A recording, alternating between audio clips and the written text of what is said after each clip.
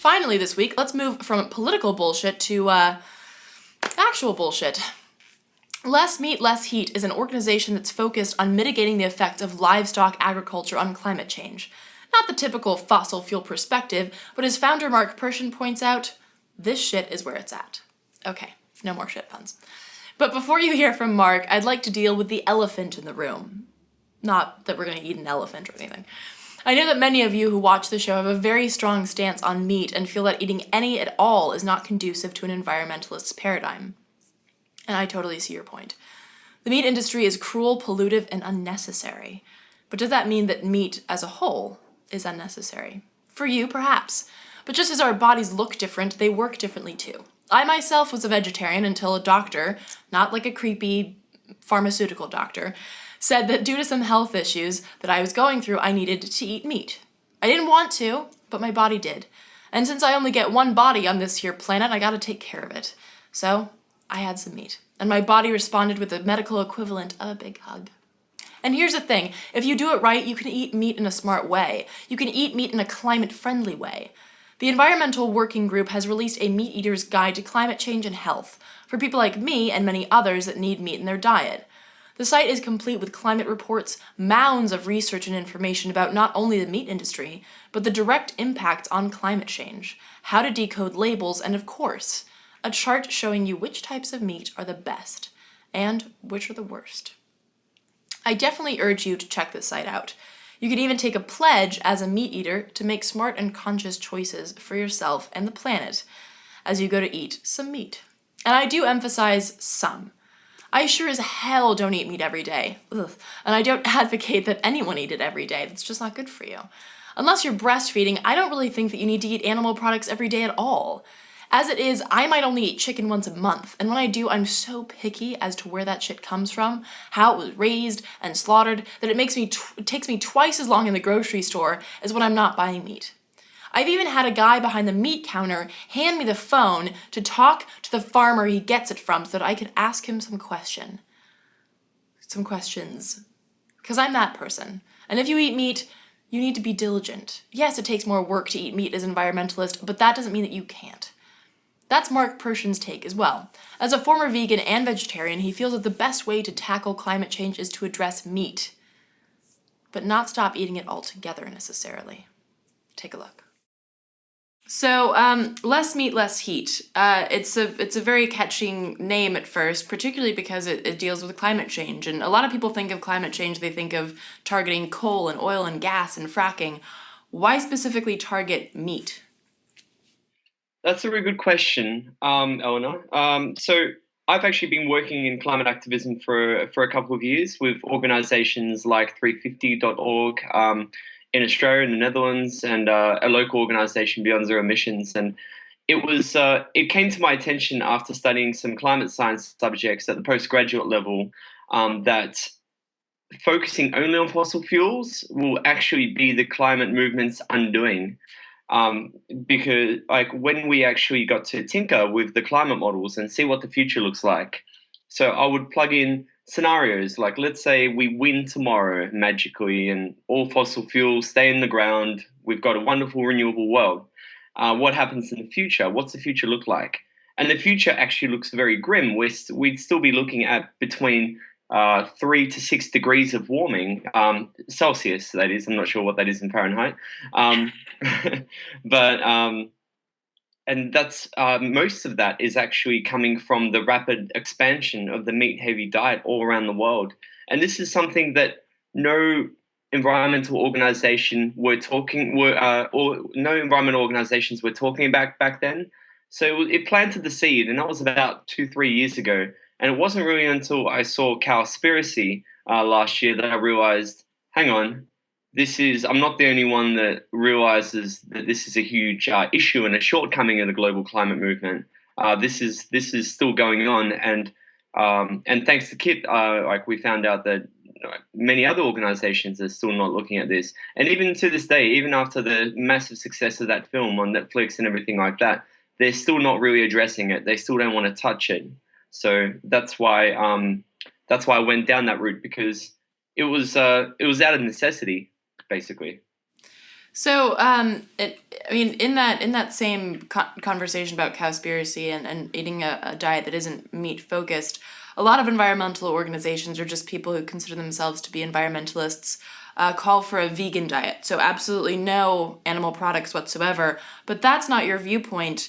I'd like to hear you explain the climatarian diet and how that differs than veganism and vegetarianism, and why you're not calling for just like straight up no meat products or no animal products. Sure.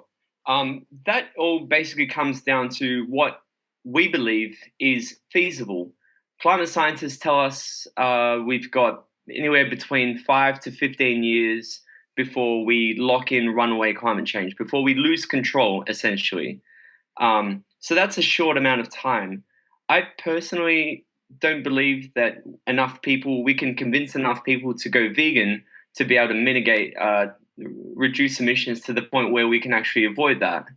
And I'm not the only one that thinks that. There's many other organizations like the Chatham House that actually like showed research and things like that. And there's also on the other hand, there's also lots of studies showing how um, a lot of vegans and vegetarians don't necessarily keep their diet. There was one that came out in the US showing that 87% of vegans and vegetarians go back to eating meat. So it doesn't seem to stick even for most people. So after doing a lot of research and reading, and even my own personal experience with, I've been a vegan before, I've been a vegetarian before, and just trying to convince your friends, it just didn't work. However, that's when we came up with the idea of a climatarian diet.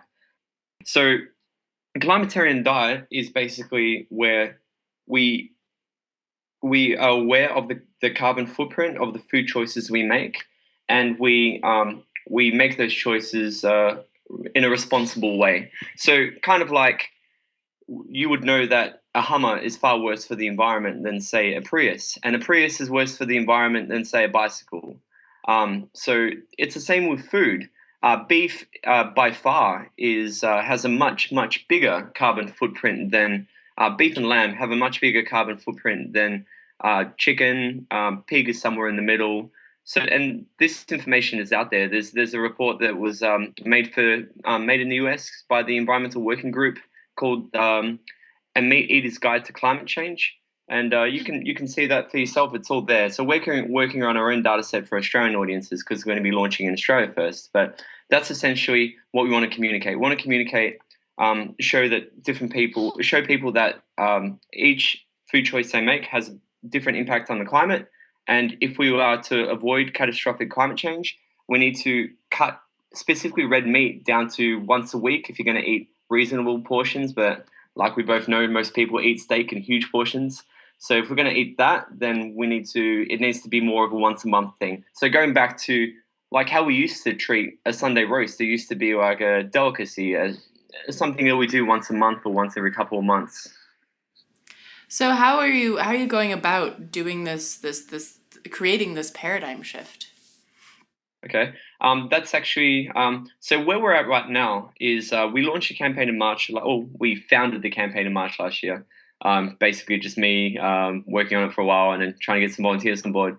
And it wasn't really until we found out we are going to Paris. We got a lot of momentum. We got tons of new volunteers on board, and now we can actually feasibly see a launch date where we launch in Australia, launch into the mainstream, so to speak.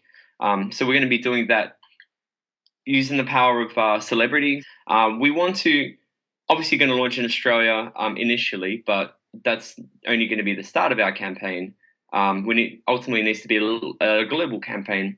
We want to very quickly expand out to the two other major drivers. Well, the two biggest drivers of demand for red meat in the world, being the US and China. So I envisage us expanding out to the US and China by end of this year / early next year. And have you, I know you haven't been around that long, but have you seen any sort of pushback from, I know that a lot of environmentalists in the US experience a lot of pushback from the meat industry because they have billions of dollars behind them. Is there anything like that in Australia where you've noticed already some pushback from the people that want their consumers to eat as much meat as possible? Definitely. We've got a very meat heavy culture in Australia, same as the US. big meat industry. Ours is called the Meat and Livestock Australia. They basically collect $5 from every head of cattle that's slaughtered in Australia, and I think it's something like 65 million. I can't remember. It's millions a year. So yeah, they've got a massive budget, and we've already started seeing that. I remember when Cowspiracy came out in Australia. They actually put up a Google AdWords campaign. So when you would type in Cowspiracy in Google, they had an ad up there basically trying to discredit a lot of the claims made in Cowspiracy with not much science behind it. So thankfully, there were other environmental bloggers that put out posts discrediting their rebuttal. So that was a bit of fun. But at the end of the day, yeah, they are going to fight us. They've got big budgets. They will get on primetime TV. They'll try and discredit us. They'll probably try and attack me personally. So yeah, we expect there's going to be a lot of pushback. At the end of the day, we just have to, from day one, everything that we communicate is based on peer-reviewed, published science. So if they're going to try and attack us with science that they fund that tries to back up their agenda, we always go back to the facts. We always go back to the peer-reviewed, published science, and hopefully that will get us through. I mean, it's one of those things. You've got major industries that environmental organizations around the world are taking on, and they've got very deep pockets. So yeah.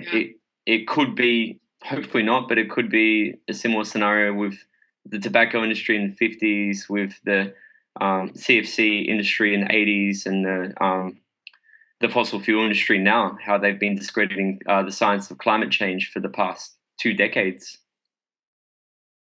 For more on Mark's work, check out lessmeatlessheat.org and check out the link list at the end of the show to see how to get to the Meat Eater's Guide. We'll also post that link on our Facebook page, and that does it for this week.